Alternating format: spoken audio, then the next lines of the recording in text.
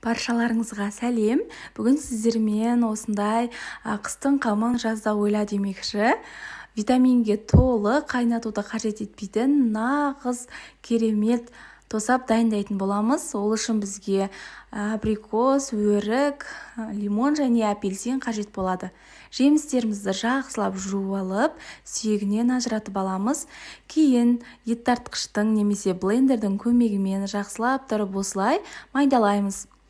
Оның үстінен қалауымызға қарай шекерімізді салып, жақсылап ергенше араластырамыз. Кейін өзіміздің қалаған контейнерімізге салып, морозилкада сақтай береміз.